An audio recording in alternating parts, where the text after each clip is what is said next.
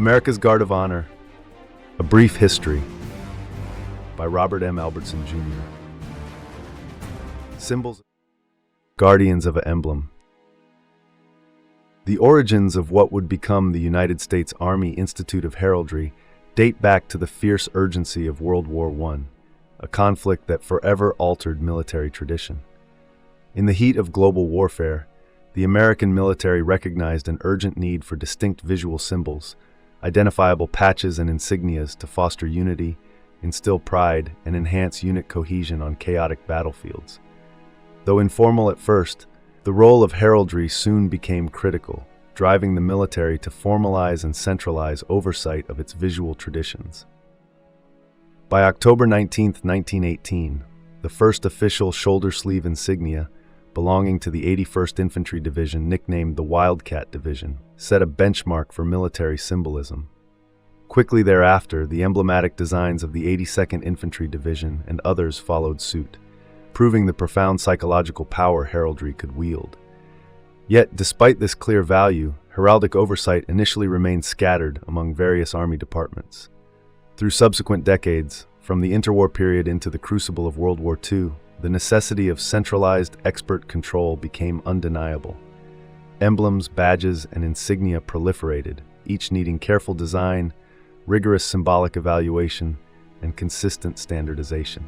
Recognizing this critical need, the U.S. Army gradually increased its reliance on heraldic specialists, individuals versed not only in military tradition but also deeply knowledgeable in the intricate principles of heraldic symbolism.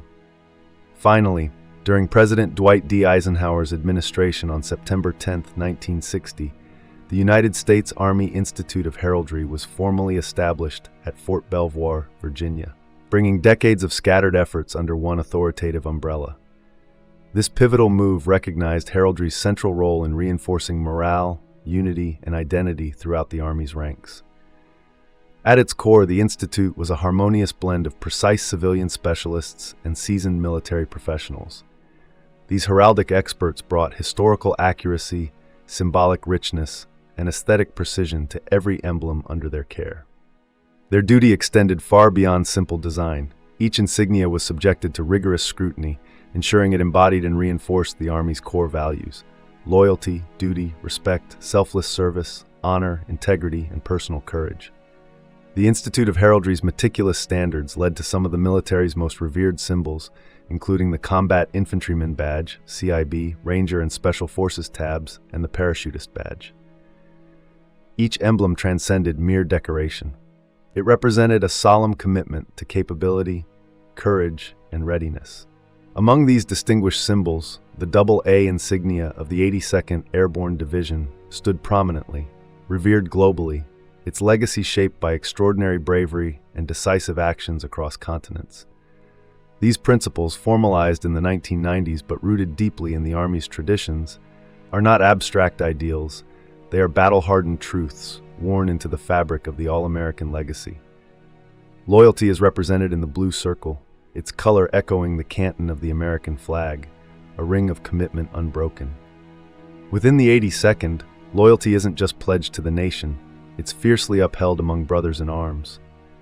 Men like Sergeant First Class Randall Shugart, though more famously tied to Delta Force, started his career in the 82nd Airborne. His loyalty to fellow soldiers was unquestionable, evident during the Battle of Mogadishu, his sacrifice which posthumously earned him the Medal of Honor.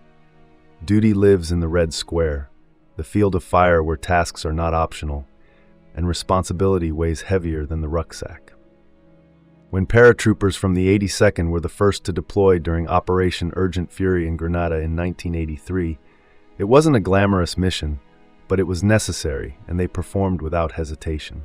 Respect runs through the threads holding the patch together. It's seen in the way NCOs mold the next generation, in how seasoned jump masters check rookie static lines without ridicule. The 82nd's culture demands it, rewards it, and enforces it. Selfless service is the soul of the white AA, a reminder that these men came from all over the United States, not for personal gain but for collective defense. Captain Humbert Rocky Versace, who served with the 3rd Brigade of the 82nd, his direct actions of protecting fellow service members led him to posthumously earning the Medal of Honor. Honor is the patch itself, a reputation worn and earned. The 82nd has never sought glory, but it has accrued it through relentless excellence. From Normandy to Kandahar, the patch has represented soldiers who hold themselves to a higher standard. Integrity is invisible, but ever present. It's in the small actions, paratroopers checking gear twice, speaking the truth to command, or refusing shortcuts during tough missions. Integrity is what ensures the patch continues to mean what it always has. Personal courage is the air under every parachute, the charge across every open field, the quiet walk into the unknown. It's what Corporal Alvin York embodied in the Argonne Forest in 1918, before the 82nd ever took to the skies, an act of staggering bravery that defined the division's legacy. When units sought to create or update their symbols, they brought detailed proposals, complete with sketches, historical context, and symbolic explanations, to the Institute. Every submission underwent thorough evaluation by panels of civilian heraldists and senior military officers. This meticulous, uncompromising process ensured the final designs were distinct, historically resonant, and visually powerful. The guardians at the Institute understood the profound power of heraldic symbols held to inspire troops and unite diverse soldiers beneath a common banner. The emblems created here communicated without words, echoing through barracks, resonating on battlefields, and elevating parade grounds. Soldiers wore these symbols proudly, recognizing them not merely as badges of affiliation, but as profound representations of sacrifice, service, and courage. Internationally, allies and adversaries alike quickly learned the significance behind each carefully crafted emblem. Indeed, the Institute's relentless dedication guaranteed that each patch, badge, and emblem carried forward both historical significance and the sacrifices made by generations of American soldiers. Far beyond simple identifiers, these symbols stood as enduring reminders of duty fulfilled, honor upheld, and courage proven time and again. The All-American patch, stitched with these values, has become more than a uniform detail. It is a contract, a code, a promise. When foreign troops see it, they recognize not just the might of the American military, but the moral compass that guides it. From Italian partisans in World War II to NATO allies in Kabul, the presence of the patch assures them these soldiers will fight hard, stand firm, and do the right thing. Nowhere was this reputation more clearly demonstrated than in Haiti, on the brink of conflict in September 1994. As the 82nd Airborne Division's DRF-1, Division Ready Force 1, was staged and airborne, with the 2nd Battalion, 325th Airborne Infantry Regiment en route to the island, diplomacy teetered on a knife's edge. General Raul Cedras, who had clung to power despite democratic elections, had resisted all calls to step aside. But the tide shifted not with the firing of a shot, but with the sight of paratroopers. Presented with a video feed showing aircraft being loaded with 82nd Airborne paratroopers, General Cedras was informed, while he still processed what he believed was live surveillance, that the footage was already hours old. The lead elements of the division were, by then, already in the air over the Atlantic. The message was unmistakable. The patch was coming. And with it, a history of swift, overwhelming precision from Panama to Grenada. But this wasn't merely psychological warfare. This was visual deterrence executed with the weight of generations. The loading of aircraft, the airborne departure, and the paratroopers' unmistakable silhouettes were not merely tactical maneuvers. They were theater. Precision choreography backed by historic resolve. It was a warning in motion. The 82nd didn't just posture, it committed. And the world had seen what followed when the 82nd committed. Within minutes, Cedras capitulated. The conflict that could have escalated into bloodshed resolved instead with strategic intimidation anchored by a patch. No shots fired, no boots hit the ground. Yet a nation changed course. Such is the power of the All-American insignia. Not merely a symbol, it is a force multiplier, a warning and a reassurance, depending on where one stands. To enemies, it is the sign of inevitable consequences. To the oppressed, it is the herald of hope. And to the soldiers who wear it, it is the solemn legacy of those who came before, and the living oath to do what is right when the world is watching. Emblem Eternal, Family Traditions.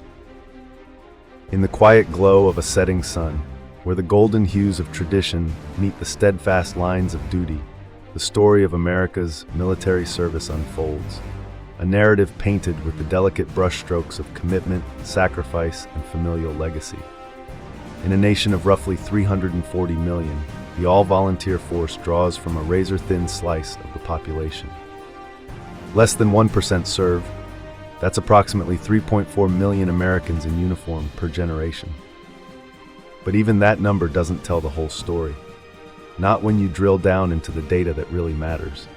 Of those who raise their right hand and swear to defend the Constitution, nearly 79% report having a family member who served before them. That means roughly 2.7 million out of every 3.4 million service members didn't arrive by accident. They arrived by legacy. The most revealing figure is that 30% of those don't just come from military families. They follow in lockstep, choosing to serve in the same branch or unit as a parent. That's over 805,800 soldiers, sailors, airmen, and Marines mirroring the exact path of their mother or father.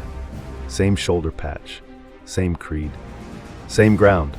To put it plainly, in an Army brigade of 4,000, nearly 3,160 of them will have military bloodlines, and 960 will be walking in the literal boot prints of a parent. Units like the 1st Infantry Division, the 101st Airborne, and the 82nd Airborne aren't just names etched in history. They're living institutions, sustained by the pedigree which refuses to break. This lineage of service is not merely a statistic, but a living heritage, where the echoes of past commitments resonate in the choices of the present. In families where military service is a cherished tradition, these patches become heirlooms, passed down with stories of valor and resilience. For families like the Huffmans, the patch isn't just fabric, it's a bloodline. It represents more than affiliation. It's a declaration passed from generation to generation, worn into combat, folded into sea bags, and sewn into memory. Over 3 generations, the Huffman name has been etched into the operational rhythm of the 130th Airlift Wing of the West Virginia Air National Guard, not as a fluke, but as a living, breathing lineage of service. Their connection to the unit runs deeper than personnel records or deployment logs. It's in the language they speak at the dinner table, in the call signs muttered with pride, in the silent pause before the national anthem plays. When a Huffman dons that winged insignia, they aren't just wearing the current standard, they're walking in the bootsteps of their own blood. Same hangar, same flight line, same oath, passed like a torch from one hand to the next. The younger Huffmans didn't just follow a career path, they followed the same patch. That specific emblem, the 130th's Flying Hercules symbol, became the gravitational center of the family's service. It wasn't just about joining the military, it was about returning to something sacred, rejoining a tradition, reinforcing a blood pact etched not on paper, but on camouflage and flak vests. This isn't nostalgia, it's operational culture. When you grow up hearing mission briefings in real time, watching TDY departures from the other side of the fence line, and seeing your last name stitched over chest pockets lined up in a row of uniforms hanging at the front door, it's only a matter of time before the patch becomes more than emblematic. It becomes inevitable. And with that inevitability comes responsibility, to uphold the standard, to carry the name, not just the family name, but the units. Because in families like the Huffmans, the patch doesn't represent one soldier's journey. It represents a family's unbroken commitment to serve. Some legacies are written in ink. Others are carved into headstones, tucked inside field orders, and sewn into the uniforms of 4 generations.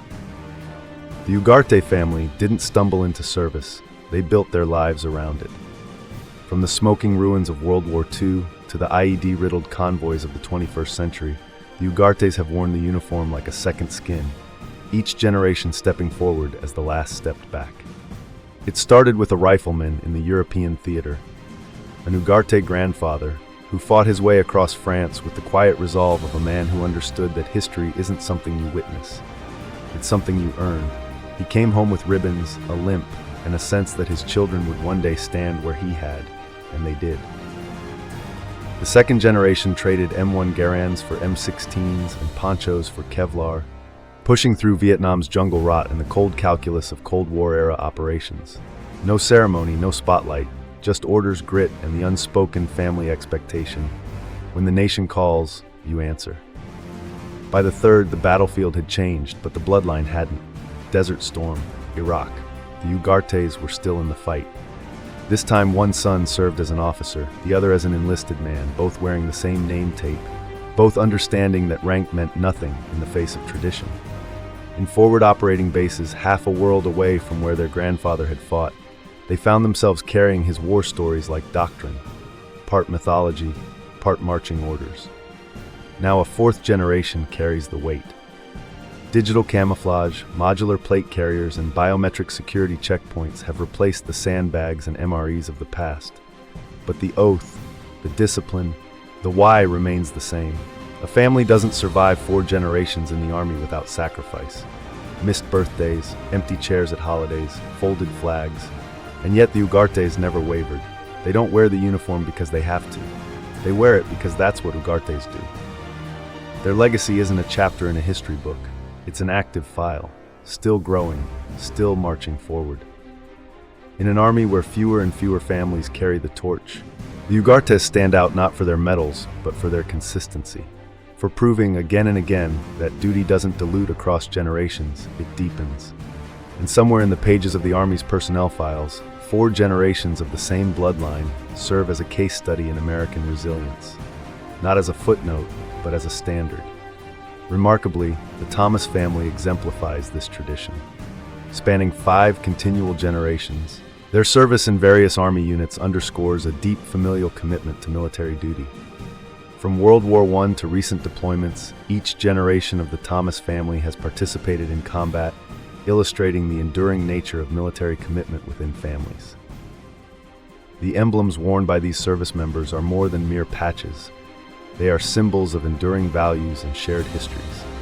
Each insignia, meticulously crafted and rigorously tested, embodies the spirit of the unit it represents. The process of bringing these symbols to life is as precise as it is reverent, ensuring that every color, thread, and design element stands as a beacon of the unit's identity and the soldier's pledge. They are worn with pride by new generations, each stitching a connection to ancestors who once stood in the same ranks, faced similar challenges, and upheld the same values. As the sun sets on one day and rises on the next, the legacy of service continues, illuminated by the unwavering commitment of those who choose to serve. In the gentle light of remembrance and honor, the story of America's military families is painted, a masterpiece of dedication, unity, and enduring pride. In an age where satellites can read the serial number off a rifle bolt from low Earth orbit, and drone swarms can engage targets without a single boot on the ground, it might seem strange that a few square inches of cloth still matter. But they do, more than ever. As battlefield technology evolves, so too does the humble unit insignia, not in principle, but in construction. These aren't the patches of your grandfather's army. Today's shoulder sleeve insignia are the result of meticulous engineering, designed not just to represent, but to endure. High-tensile polyester threads now replace the cotton twill of the past, offering resilience against heat, friction, and the corrosive filth of modern deployment environments. Whether that's the red dust of Helmand, the Arctic cold of Alaska, or the monsoon-soaked jungles of the Pacific. But the real leap came with infrared compliance. After operational lessons learned the hard way in Iraq and Afghanistan, the Army adopted patches woven with threads that reflect IR light only under specific wavelengths, visible to friendly night vision optics, but ghosted to enemy sensors. This advancement gave infantry units the ability to maintain unit identity without becoming walking bullseyes in the dark. Identification without compromise. Symbolism with stealth. Every color still adheres to the Federal Standard 595, right down to the dye lot.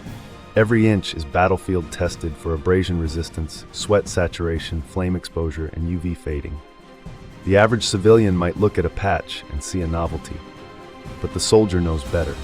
That patch has already survived trials more brutal than some weapons platforms. And while the tech has changed, the meaning hasn't.